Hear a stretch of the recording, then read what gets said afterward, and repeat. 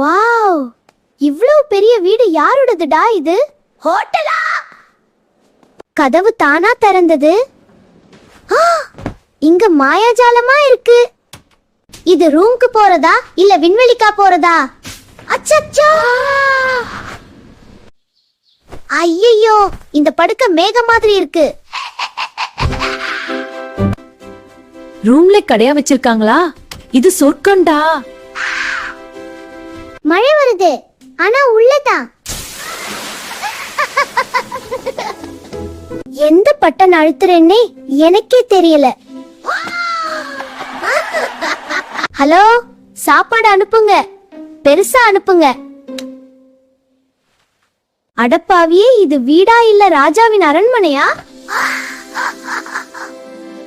Hotel review ரொம்ப லெவல்டா. நாளை இங்க தான் தங்குறேன்.